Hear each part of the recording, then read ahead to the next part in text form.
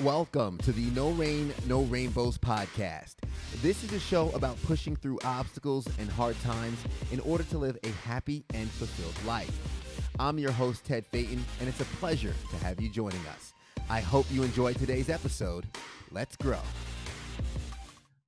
What's going on, everybody? Welcome back to another episode of the No Rain, No Rainbows podcast. As always, it's a pleasure to have you, and a big shout out to my executive producer, Andre Suttles with Subtle Solution, for making this podcast possible.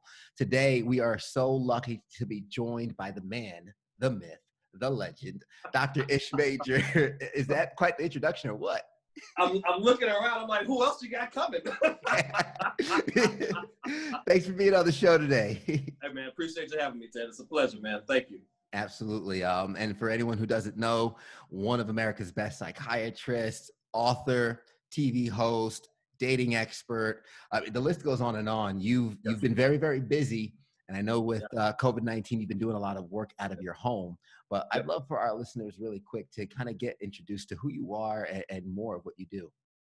Yeah, man. So I do a little bit of everything, right? But mostly what I do is the psychiatry piece. And in that, I just, everybody asks me, what do you specialize in? I'm like, well, you know what? I help folks feel better. What do you need today? Right? What is it? Every different day, Monday, you might need something different than you're going to need on Friday. And so I like to focus on relationships, and I also focus on addiction. So I tell folks, whether it's a toxic chemical that's poisoning your body or a toxic relationship that's poisoning your life, I help you rid yourself of those things. And so I love to specialize in women, kids, and families because I grew up in a family full of women, 5 sisters, 8 aunts.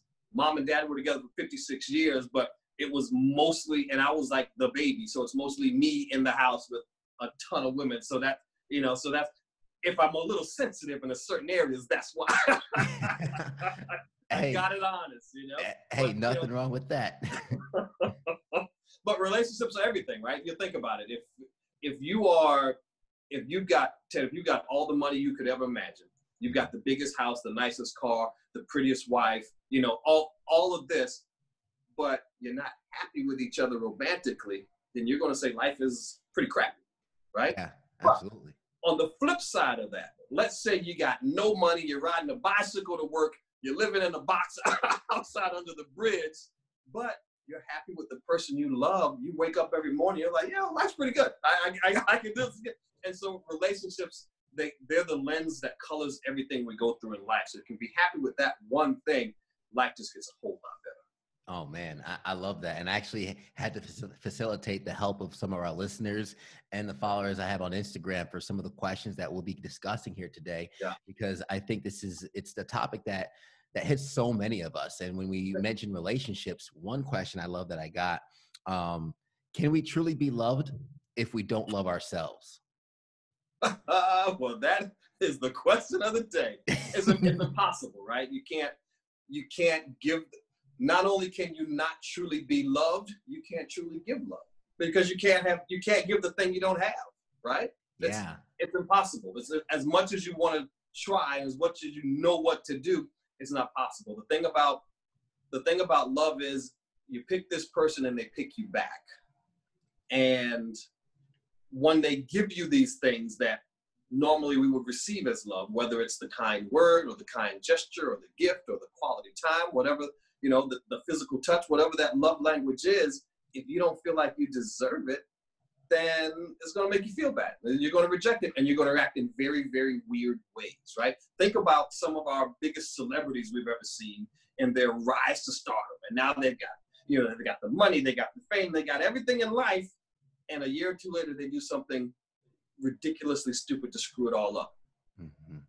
Self-sabotage is a real thing because you really deep down feel like you didn't earn it. You feel like you didn't deserve it. And so let me do something to screw this up, because even though I know that this is better, love is better, but I don't feel like I should be loved. I actually feel like I don't have a whole lot of value at all. So naturally, I'm going to gravitate back to the person and to the circumstances that help me feel like who I am. The biggest drive we have as humans is to show up in life and behave in a fashion that is accordant with who it is we think we are. If I think I'm not a person who deserves love, then I'm going to do things to screw up every loving relationship I have, because even though I know that's not good, it feels comfortable to me because I think that's who I am. Yeah, and that could be a very hard cycle to get out of. And there could be listeners right now who are thinking to themselves, you know, I'm tired of self-sabotaging. I'm tired of messing up a good thing. How can we develop that self-love within ourselves? Look in the mirror and say, you know, I love you. You just said it. Look in the mirror and do that exact thing. Identify just 3 things, just 3 little things that you love about you. Not 3 things that your mama said she loved about you. Not 3 things that your daddy said that one time at Christmas. Not 3 things that your best friend told you. Not 3 things that your ex-girlfriend or boyfriend said they liked. 3 things that you know about you, that I know about me, that Ted knows about Ted, that I value about me. And you say them to yourself out loud. Make direct eye contact. It's going to feel weird. Mm-hmm. I've been doing it for 10 years. It still feels weird when I do it. It's going to feel weird, but the more comfortable you get hearing those words out of your mouth and really connecting with that, then what you're going to find is you're going to start going out into the world and attracting those people and places and things that also value those things about you, and they're going to start to treat you accordingly. Oh, yeah. And I love that because I feel as though I experienced that as me and my fiance first started dating. And it was interesting because I was going through a book that kind of talked about taking care of yourself. And she was coming over to go to a barbecue. And typically the old Ted would have, you know, made sure everything was spick and span or like hold off on my chores and had everything ready. But she came over and I had to finish my laundry. Yeah. Said, hey, it's going to be about 10 minutes. I'm going to fold my clothes. I'm sitting there in a wife beater. And to this day, she says the first time she found me attractive when I was folding my laundry, finishing my chores. Check that out. And I was just in a mindset of, I need to take care of myself. I need to finish what I told myself I was going to do, even if it might make me look a little less than I want to look in front of this beautiful girl. But that worked. It's crazy how that happens. When someone sees you love yourself, I guess they just can't help but drink the Kool-Aid. They can't, man, because there's something very genuine and very authentic about that, right? It's who we are. Think about how many angry babies you know. Not a whole lot, right? We're born in these bouncing little bundles of joy that just are here to receive as much love as possible, right? You got a baby at Thanksgiving. They're going to go from one hand to the next hand to that, right? They just, hey, give me some love. Give me some love. This is me. Show me some love. And I think when people can recognize that part in you, it touches that part of them. And then the other thing, you allowed her a glimpse into who you really are, right? You're transparent. You were vulnerable in that moment. Hey, this is not how I really want to show up because you're kind of still getting to know you and stuff, but this is who I am. And the sooner you can get to that, right? The sooner is you can drop the veil, drop the mask, take the suit off, and let people see who you really are. Now you're giving them valuable information that they can use to make an informed decision about you. She saw part of the real you. She was like, yeah, that's who I thought he was. I'm in for that. I'm opting in. I'm clicking the button. Yeah. Oh, man, that's amazing. And I think that's a perfect segue into this next question. Someone asked Dr. Ish, it's hard navigating dating in today's digital world. How do we do that? Very, very carefully. Listen, right? We are all really good comedians when it comes to dating. And those first few dates, you're not meeting me at all. You're meeting my rep. I'm sending out the Dr. Ish rep. And let's go out there, see who this person is, get some information, and bring it back to me. And so with dating, the rules are different, right? The cool thing about online dating is you got a ton more variety, a ton more options, right? And so you're going to expand your mind. I never thought about that. Well, that could be interesting too. And it also lets you know who is actually interested in you and who you may have not thought was, right? You have different people from different countries, different backgrounds clicking on your profile. You're like, wow, I never thought, didn't know that was an option. So that's the cool thing, right? But you've got to be very careful when it comes to online dating about how much of yourself you're sharing, how quickly, right? It's a tennis match. You're going to serve the ball up. If they hit it back, okay, great. Now we take it to the next step. And so everybody can be who they want to be for an extended period of time when it comes to the online stuff. So the trick is, how do I get it from online into my life? And then you got to do that carefully, right? You're going to exchange numbers. Okay, now we're going to send some texts. It's going to be pretty great. Okay, we're going to do a video chat and see what else is going around. Keep it simple. Have your little background and keep it right. Don't take them for a walk around your whole house, right? Don't do that part, right? Because we don't know who this person really is, and everybody's there because they want something. We hope it's because they want us, but unfortunately, we know that sometimes people aren't representing themselves as that. And so I think the big thing with the online things, you got to go with instincts, right? If it feels great, you got to go with it. If something is giving you pause, you got to really think about what that might be, right? The right things feel right and wrong things don't. And so you've got to go from there. If you're going to be meeting in person, the first time you do that, especially if you're a female, make sure you tell your best girlfriends where you're going to be, who you're going to be with. Text them his name, text them his birthday if you got it. Text them his phone. We're going to be here at this place at this time. If you don't hear from me by 11:30 p.m., come looking. That whole thing, just to be safe, right? It's one of those things. Never let them come pick you up at your place the first time. Always meet them at some predetermined location. Keep it safe. You're keeping him safe. You're keeping you safe. And you just want to show up and be able to do it all over again. But other than that, once you follow those safety precautions, dive in. And keep an open mind. You never know what's out there. It's a big old world out there, much bigger than the world we see in our day-to-day, going to work, going to lunch, coming home, and doing it all over again. Yeah, I think that's beautifully said. And because I think a lot of people, they look at online dating and there's a stigma to it, or there might be some negative connotation in terms of the digital world that we live in. But there's been a lot of benefits from it. And there are some people who are maybe more introverted who've learned to express themselves through these platforms. Right. And they've been able to build connections slowly and more comfortably because of them. So I think those Ted, help. And did you know that online relationships are having longer marriages than folks who meet traditionally? Really? I did not know that. Because it's an extended process, right? I didn't just go out on a Friday night and we hung out and then we hooked up and then we just were off and running. Oh, we had to have a back and forth. There was a pace to it.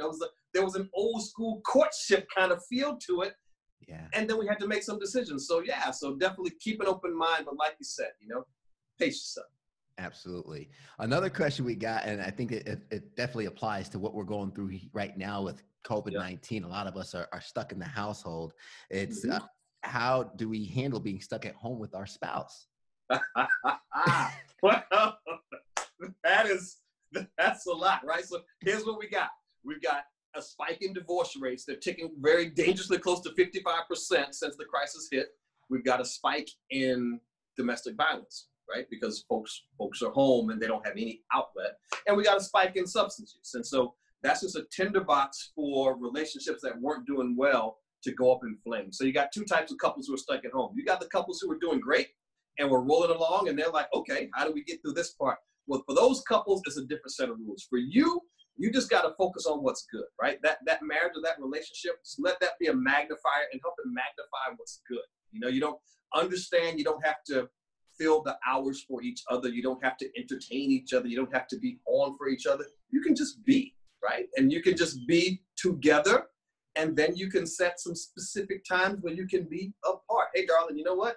It's 8 o'clock. I'm going to go to this room. You're going to go to that room. I'm going to go do something totally different without you for the next 30 minutes to an hour. And when we come back, we may or may not tell each other about it. And it's okay, right? Because you can't lose yourself in this relationship just because you're in the house together. One of the cool things that couples who are getting along can do for the quarantine is an activity, put a puzzle together.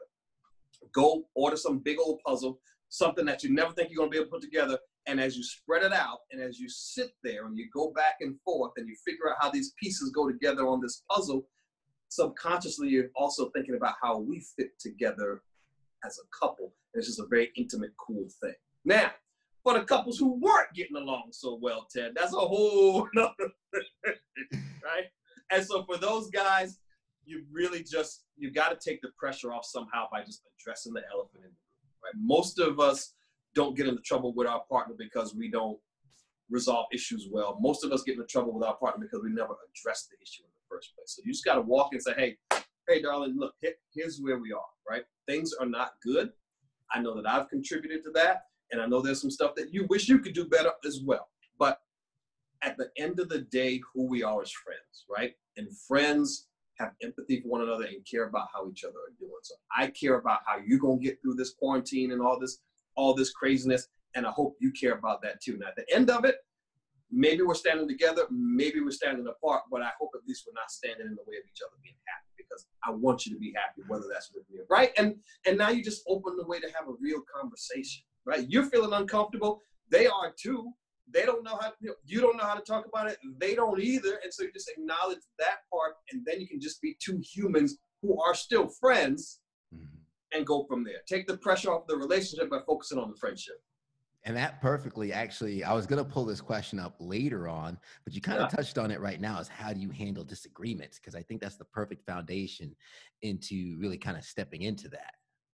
Right. Yeah, you've got to know how to resolve conflict, right? Disagreement, argument, discussion, whatever you want to call it. We've got two differing opinions. And I think the thing that couples need to understand is that not only are you not going to agree on everything, but you don't have to, right? If you've got a couple, if it's me and it's you, and they agree on every single thing, then one of y'all don't need to be there, right?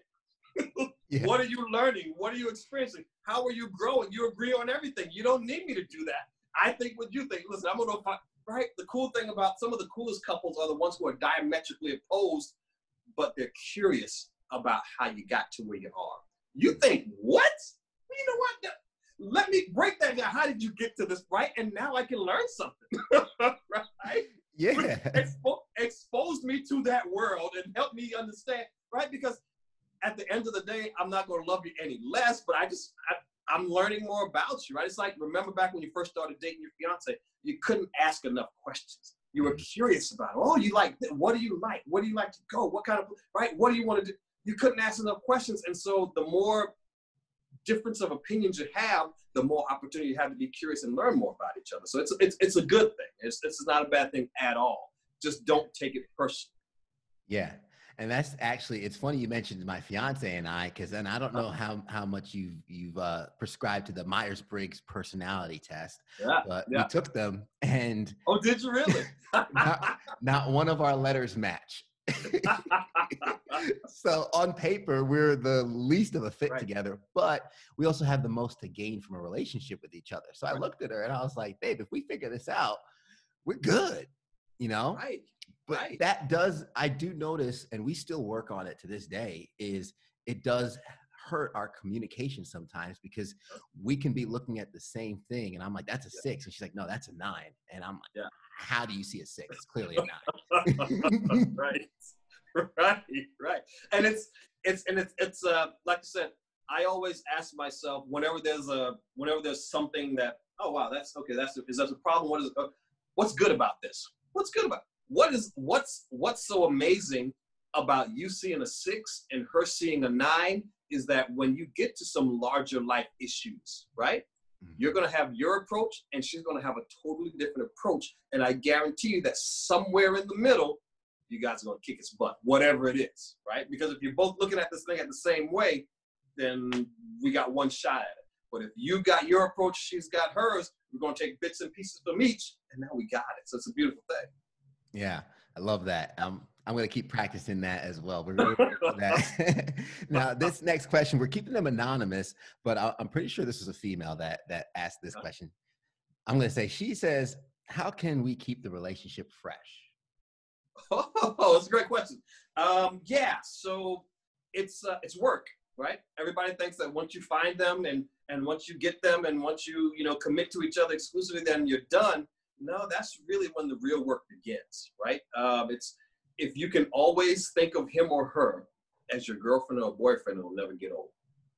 Because the minute you start thinking about them as your wife, as your old lady, as the ball, all those horribly boring and degrading names we have for each other the longer we've been together, if you can always think of them as your girlfriend or boyfriend, we're never going to stop dating. We're going to do the marriage thing, sure, fine, whatever, but I'm going to always call you my girlfriend or boyfriend because we're dating. And that means I am always thinking of what else I can do to help make you happy.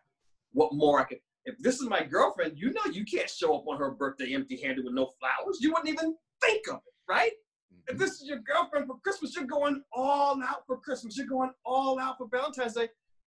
what's the complaint about married couples? Well, they forgot the anniversary. We don't have to do anything this Valentine's Day. It's not a big deal. Which translation, I'm not a big deal. Further translation, we're no longer a big deal. Yes, you are a big deal. Make a big deal about each other. Make a fuss over each other. Everybody wants to be desired. So the way you keep it from getting stale is you remember to always date. The things you did to get him are the things you got to do to keep him, and vice versa. You don't get stuck in your mind, oh, well, I'm a wife now, so I can't do this, right? In my mind, a wife does this, this, and this. In my mind, a husband does this, this, and this. Okay, but if that's not what you were doing when you were the girlfriends or boyfriends, now we got a problem.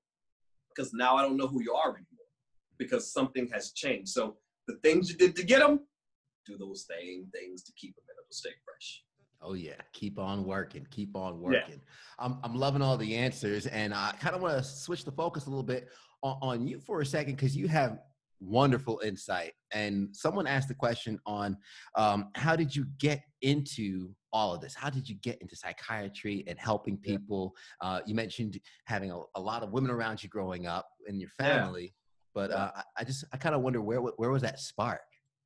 Yeah, it's interesting, man. It's like some of the darkest moments or the scariest moments in your life lead you to the most joy in your life, right? Yeah. And so same thing with me. You know, my mom, and it comes from two different ends. My mom was always sick growing up. She had lupus. She was one of the early patients to get diagnosed with it, and nobody could figure it out. So she would spend months at a time in the hospital. We never knew if she was coming back or not, type thing. And so from there, as a little boy, I'm like, what is this thing that keeps taking mom away from me? So every time I'm in the doctor's office with her, she's in seeing him, I'm in the waiting room, and I'm just reading everything I can about lupus or whatever else is, whatever materials are out there. So it kind of got me to thinking about, wow, what can I do to not only help my mom not have to leave me, but to help other people in the same way. And then when my mom was pregnant with my little sister, I was about 3-4 years old. She was taking iron pills, and one day I remember she dropped the bottle on the floor, and they just looked like a bunch of candy to me in my little kid mind. And so I just scooped them all up and took all of them. Oh. And a week later, I woke up in the hospital. I'd been in a coma for about a week.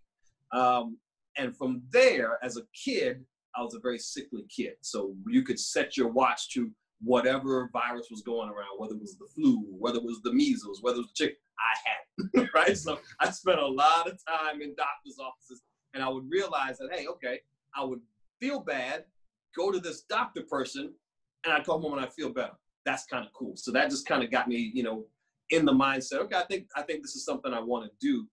But the whole time in med school, I was going to do family practice, the common colds and the bumps and the scrapes and the high blood pressures and things like that. But I had a guy in med school who had just come home from Iraq, man. Big African-American dude. He was walking with a cane. He got hurt over there. He was super depressed, PTSD. And I'm looking at this big, strong guy, but he couldn't get through 1 or 2 sentences without just breaking down and crying. And so I worked with him for a month or two, medications, therapy. And one morning, early morning, man, I'm in the hospital, making my rounds, med student, trying to get my life together. And this guy comes skipping down the hall. He's like, "Hey, doc, how you doing? Heading home." And I'm like, "All right, great." He was saying, "Hey, man, it's me, And I almost didn't recognize him because he looked completely different from the guy who had come in a month before. Cane was gone, smile on his face, changed his whole face, but it was the same guy. And so in that moment, I was like, okay, that's the kind of difference you can make helping somebody emotionally. Then that's something I can do every day. I love that story because it's almost like, and something I think a lot of us are paying attention to it. And part of the origin of this podcast is that mental health aspect. And you said at the beginning of the podcast, relationships are the lens in which we see the world. And I've noticed in seclusion, for me, it didn't work well. And by keeping those closest to me outside of what was going on in my head or my thoughts or whatnot, it only let it fester and get worse. But when you have an outlet to grow, to maybe even just discuss things, it doesn't have to solve it, but just to kind of like discuss it, let people know you're not alone. It completely changes everything. It completely changes health. It completely changes how you feel. when I used to call in sick to work because I was not feeling well. That was my mind making my body not feel well, not the other way around. So I think beautiful what you do. I also think it goes in hand with the other question someone asked was, what was the worst situation you had to deal with? We talk about no rain, no rainbows here. And, as vulnerable as you're willing to be on the podcast, I guess what are one of the storms you've been through that gives you confidence to take on the next storms that might come your way? Oh man, pick one, man. Look, I'm a dude. I have dropped out of the sky many, many times. And it's, and none of those times did I have sense enough to have a parachute. It was like, it's a free fall. So I think for me, one of the big shifts for me was I just graduated residency, started my own practice, moved down to Florida, starting a business, starting to practice with my sister, my baby sister, who's also a psychologist, and the love of my life at that time, who was also a psychologist. So it's like, oh, this is great. It's family. It's going to be great. This is the woman I'm going to marry. This is my sister. And we're all smart. We're all competent, young, and, bright. And so we can get this to working. And Ted, I'll tell you what, man, within about a year and a half, that practice failed in every single way you can imagine having something fail, right? Yeah. Me and my sister fell out because of that relationship. Broke up with the fiance because that was a whole thing. Business failed to the point to where I wasn't even sure if I was going to be able to keep my license and continue to be a doctor, period. It failed that spectacularly, right? And so everything I had done to that point, I knew how much my mom and dad sacrificed to get, 7 kids through school and make sure nobody gets in trouble and everybody stays on the straight and narrow. So I knew that. I felt that. They never talked about it, but I could feel that. And so my whole thing was, I'm going to do something to show you guys that everything you sacrifice is worth it. And in that one moment, it looked like I'd lost it all. And I felt terrible. And I didn't know what else to do. And I didn't know what I was going to be able to do, man. And I'll never forget that night.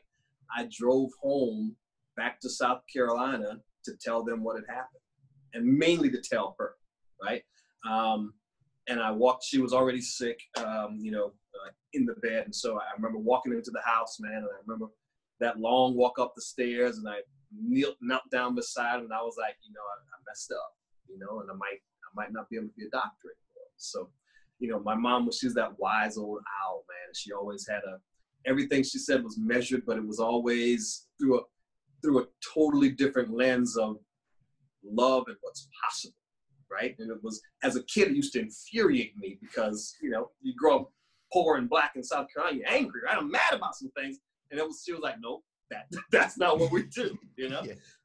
And so in that moment, she was like, well, here's the thing, right? You've got something in you that wants to help people and wants to heal people. And you don't have to be a doctor to help people. Mm. And in that moment, she made it all okay. And she let me start thinking about other things. Okay, right. Don't have to do the doctor thing. Great. What else could I do? Well, I've always been a bookworm. I've always been a nerd. I love to read. I love to write. And so I had all these stories kicking around in my head from all the women I had seen in practice and, friends and families, different relationship stories, some funny, some ridiculous, some heartbreaking. I was like, you know what? Let me just get that part out of my head and put that down on paper. Well, that turned into a book. And that book was like tongue-in-cheek, but very helpful, and folks started to like it. And so radio stations started to call, hey, heard about this thing, call and talk about it. Local TV stations started to go, hey, heard about this thing, we want you to call and talk about it, it's kind of funny book, why don't you come up and talk about it? And then one day, lo and behold, out of the clear blue sky, the Today Show calls. And they're like, we heard about your book, we want to come talk about it. Now, I hadn't been doing anything for like 6 months except that, because again, I wasn't sure what I was going to be able to do. And so I get the call, I hop on a plane, I go to New York, I walk into NBC Studios, Rock Center, Kathy Lee Holder right there, Al Roker is doing the weather right there, like right there. I turn around and all the people outside are with all the signs like I'd always seen growing up when I was home sick from school as a kid. And in that moment, it felt like I had been doing that for 30 years. Nice. And I was like, this is something I'm going to do for the rest of my life, right? And I'd always heard those stories. You watch some of these, all the late night shows, and you see the celebrities come on. They're like, oh, I feel so lucky. They pay me to do this, and I would do it for free. And I'm like, oh, you're full of it. You wouldn't do that for free, But for me, for the first 5-6 years of doing the TV stuff, I did it for free. I paid for the plane ticket. I paid for the hotel. I paid for the clothes. I showed up and did it just because I enjoyed it that much. And it's the same thing I was doing in the office, which is just helping people and helping them helping you understand you a little bit better. And if I could say one thing that helps you get through it, then I did my job. So yeah, that was I think that was a huge turning point for me, for sure. So it's like the thing that you fear the most is the thing that's going to propel you to be your most. Yeah. I love that story because it's almost like the full picture of the storm and the storm clouds. And then as the clouds break up, your rainbow comes piercing through. Right. And a lot of one friend actually told me this, and very wise advice he gave me about people looking for their purpose. Me, I was trying to look for my way. He said, Ted, when was the last time you really just felt alive? Like you just were energized. I said, I was at a football game. I was throwing little footballs out to the high school kids, getting them hyped for their game, and we were covering their varsity football game. He goes, well, what made you feel so good about it? I was like, I don't know. I was in front of a crowd of people and I was giving to them in a positive way. Yeah. And he looked at me, he's like, then just recreate that. And that's all you got to do. And since then, I was like, okay. Trying to pay attention to the moments where I could recreate that, build that, and put myself in an opportunity to positively serve people and feed off of that energy. Yep. I think a lot of our viewers can really kind of take some good practice and just honing in into themselves and what makes them feel good. We're coming up towards the end. I do want to give an opportunity for you to share one last thing, which I think is really important for what a lot of people are going through right now. A lot of us are finding ourselves stuck at home. Our homes are not our safe place, or not for everybody. And we might be coming into a new normal of trying to break into new routines, and change is hard for some, and it's hard for a lot of us.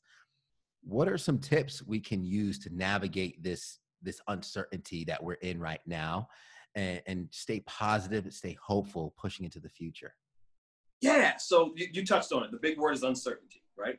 That's the thing that's got everybody so topsy-turvy. We just don't know what's going to happen next.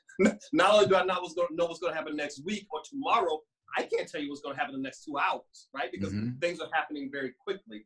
And so one of the things that can help you feel more certain, more sure, more stable right now is to quickly adopt a new routine, right? You don't have the old routine. You're not getting up at the same time in the morning, driving the same route to work and having the same coffee and doing the same thing for lunch. Get your new routine in place quickly, whatever that looks like for you. And so you got to break that day down into blocks or segments, right? What's the first segment of my day? Okay, I'm going to get up, I'm going to do the breakfast thing, and then what is it I do to get my mind right in the morning? For me, the first 10 minutes of your day defines the rest of your day. And so for me, I pour something positive into my head in the first 10 minutes of my day. Before I check any emails, before I look at the texts I've gotten overnight, before I check any news feeds, before I do any scrolling, I go to whatever my source of the day is going to be. Whether it's a book, whether it's, if you're religious, whether it's scripture, if you're spiritual, if it's meditation, I meditate. First 10 minutes of my day, I get up and I do that thing. And so that prepares me to handle everything that comes next, whatever that is. Incorporate something positive early into your routine. It's tough. If you're mom or dad, you got kids that come running in and all this stuff, you've got to do that. But while you're brushing your teeth, you can have something on your mirror that you're reading to yourself that's helping you prepare for your day, whatever that is. And then from there, now what's the next segment? Okay, next segment is family time and breakfast. What's my outcome for this segment? I want to connect. I want to help people feel good. I want to put a smile on people's faces. And, oh, by the way, I want to smile too. Then you go into that next segment. I call it segment intending. You got to be intentional about every segment. Okay, now time for me to get a little work done. Okay, what's my outcome here? Well, I've got to talk to Ted for this podcast, and I want to make sure I'm in the right space for that. So let me make sure I'm ready for that next segment. Okay, great. Now after that, what's next? And so if you can get that routine down, the better. And then understand, like you said, no rain, no rainbows. There's always a silver lining to every cloud. So the cloud is, well, I got to be home, and this is not really where I want to be. And, you know, I'm stuck with some people I don't really know that well. I'm finding that part out. And, oh, by the way, I'm realizing that I don't really know me that well. And I'm not very comfortable being alone with my own thoughts. So I always ask the question, what's the good thing about this problem? So the good thing about that is now you got a chance to get to know yourself all over again. Ted, 90% of the decisions we make in life are based on what other people think. Family, friends, and loved ones. Think about that, right? Where you work, where you live, based on what other people think. So now a lot of that has been stripped away. So you don't have that constant influence. Take advantage of that to figure out, look in that mirror, who am I really? What do I really believe about these things and these people? Yeah. Why do I believe that? Who taught me that, right? How do I want to read them? And if that's making you fulfilled and happy, great. Now you just got, you just connected with it. You polished up the connection. But if it's not, think about how you want to show back up into the world. You've got a unique opportunity to do that now. You can recreate some things. You can reinvent yourself. I want to show up happy. I want to show up fuller, more fulfilled with my relationship, or more fulfilled at my job. How do I show back up?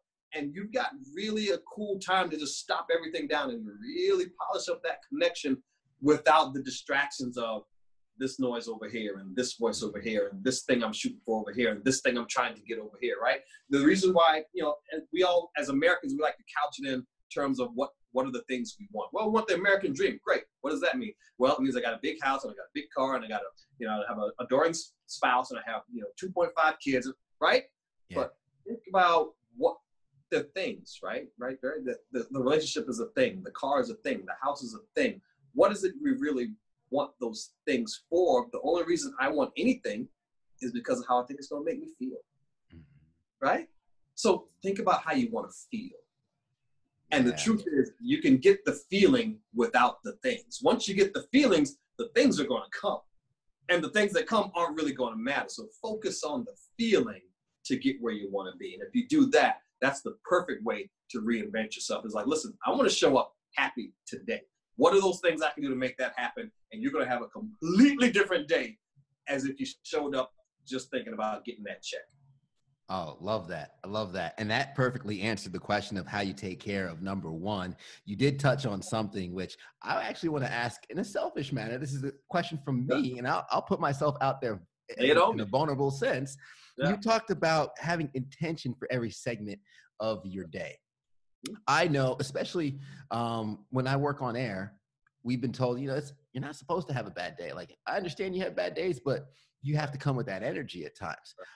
Sometimes I have a hard time compartmentalizing certain aspects of my day, and I could watch myself and know, ooh, that was a bad day. How can I get better at compartmentalizing my energy? And maybe one aspect might be rough.